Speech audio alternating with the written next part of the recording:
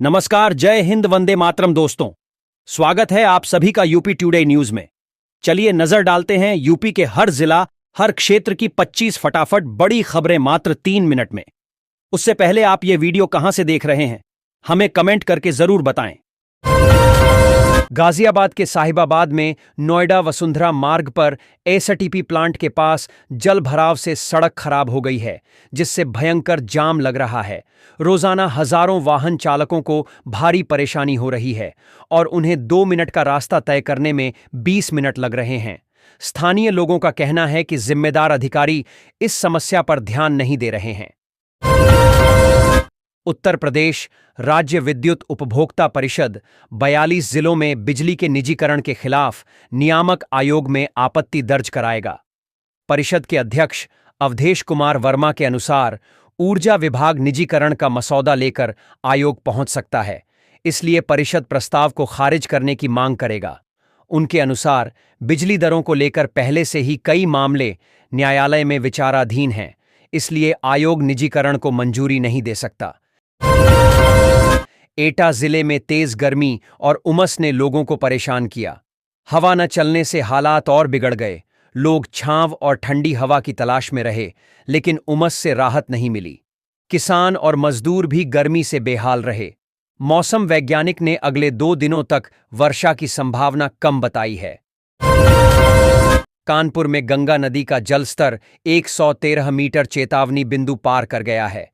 नरौरा बांध से छोड़े गए पानी के कारण नवाबगंज, ग्वालटोली और बिठुर कटरी के गांव जलमग्न हो गए हैं। भगवान दीनपुरवा में घरों तक पानी भर गया और बिजली काट दी गई है। आवागमन के लिए नावें व ट्रैक्टर लगाए गए हैं। प्रशासन ने 2 राहत शिविर बनाए हैं।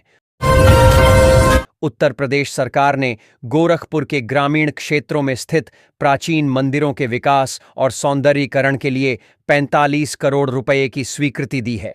पर्यटन मंत्री जयवीर सिंह ने कहा कि धार्मिक पर्यटन में उत्तर प्रदेश अग्रणी है और गोरखपुर में कई दर्शनीय स्थल हैं। इस विकास से स्थानीय लोगों की धार्मिक आस्था को मजबूती मिलेगी और पर्यटकों की संख्या में वृद्धि होगी। उत्तर प्रदेश में भाजपा के प्रदेश अध्यक्ष का चयन 8 महीने बाद भी नहीं हो पाया है। वर्ष 2027 के विधानसभा चुनाव और 2026 के पंचायत चुनाव को देखते हुए पार्टी सामाजिक समीकरण और संगठनात्मक संतुलन बनाने में जुटी है। मुख्य विपक्षी दल सपा के पिछड़ा दलित अल्पसंख्यक पीढ़ीय फार्मूले का काट खोजने के लिए भाजपा प्रयासरत है। आपसी खींचतान के कारण 28 जिलाध्यक्षों की घोषणा भी अटकी हुई है। उत्तर प्रदेश के 1.32 लाख परिषदीय विद्यालयों में कक्षा 1 से 8वीं तक के छात्रों की पहली सत्रीय परीक्षा आज से शुरू हो गई है। 23 अगस्त तक चलने वाली इस परीक्षा में लगभग 1.5 लाख छात्र भाग ले रहे हैं।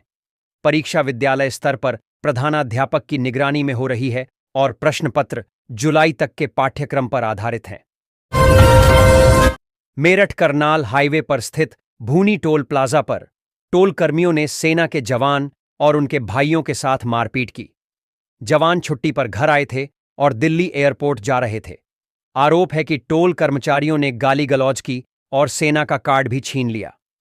पुलिस ने घायलों को अस्पताल पहुंचाया और मामले की जांच शुरू की।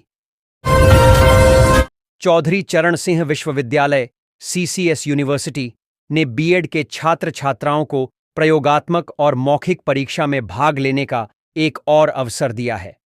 सत्र 22 से 24, 23 से 25 और बीएड प्रथम वर्ष 2024 से 26 के छात्र 20 अगस्त तक ऑनलाइन आवेदन कर सकते हैं।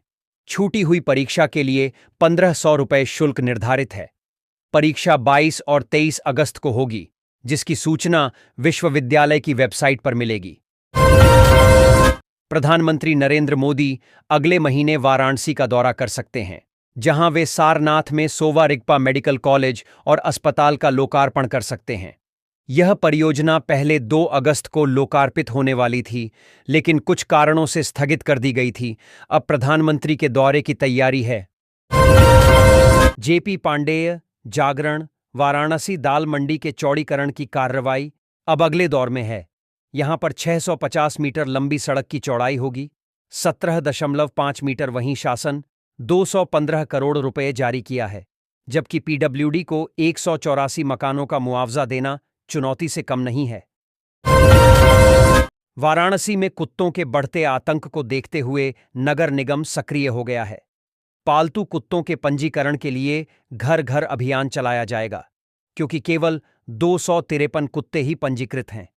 अगस्त से आवारा कुत्तों का बंध्याकरण भी शुरू होगा। सदन में सुप्रीम कोर्ट के आदेश का पालन करने और 100% पंजीकरण कराने की मांग की गई। वाराणसी के लाल बहादुर शास्त्री अंतर्राष्ट्रीय एयरपोर्ट पर एक यात्री के बैग से मशीन गन का हिस्सा मिलने से सनसनी फैल गई। सुरक्षा जांच के दौरान संदिग्ध वस्तु का पता चलने पर फूलपुर पुलिस को सूचित किया गया। पुलिस ने यात्री से पूछताछ शुरू कर दी है और मामले की संदिग्धता पर कानूनी कार्रवाई की चेतावनी दी है।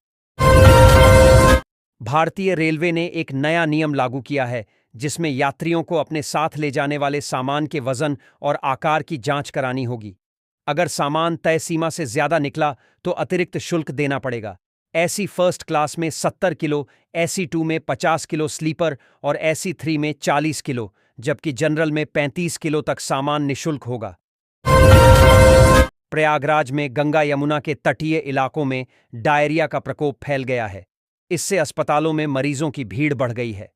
दूषित पानी और खानपान में गड़बड़ी के कारण लोग पेट दर्द, उल्टी और दस्त से परेशान हैं। चिकित्सकों ने ओआरएस के सेवन और स्वच्छता पर जोर देने की लोगों को सलाह दी है।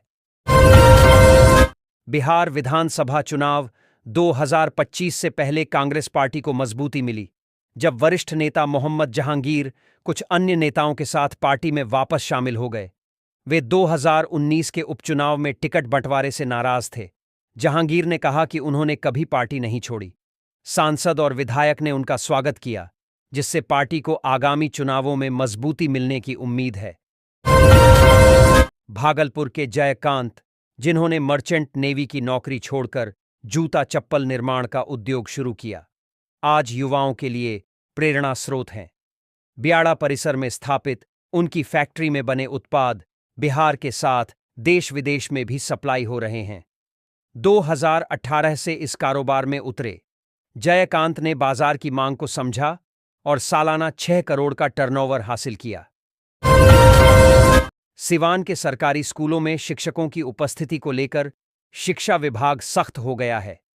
हाजिरी बनाकर गायब रहने वाले शिक्षकों पर कार्रवाई की जाएगी। निगरानी के लिए टोल फ्री नंबर जारी किए गए हैं, जिन पर ग्रामीण गायब शिक्षकों की शिकायत कर सकते हैं। जिला शिक्षा पदाधिकारी ने बताया कि दोषी शिक्षकों पर कार्रवाई की जाएगी।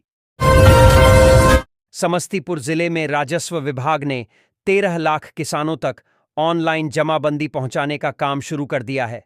राजस्व महाअभियान के तहत कर्मचारियों को घर घर भेजकर जमाबंदी की कॉपी दी जा रही है। छूटी हुई जमाबंदी को जोड़ने और डिजिटल गड़बड़ियों को ठीक करने के लिए शिविर लगाए जा रहे हैं। किसान पोर्टल पर शिविर की जानकारी देख सकते हैं। बेतिया रेलवे स्टेशन को अमृत भारत योजना के तहत नवीनीकृत किया जा रहा है। यह स्टेशन बेतिया राज्य के राजमहल की तरह दिखेगा। सांसद संजय जायसवाल के अनुसार इसका उद्देश्य युवा पीढ़ी को बेतिया राज की विरासत से अवगत कराना है। स्टेशन पर एयरपोर्ट जैसी पार्किंग, मिनी मार्केट और आधुनिक सुविधाएं होंगी, जिससे यात्रियों को बेहतर अनुभव मिलेगा। बरेका में रेलवे पटरी पर 70 मीटर के क्षेत्र में सोलर पैनल लगाए गए हैं, जिससे विद्युत ऊर्जा का उत्पादन होगा।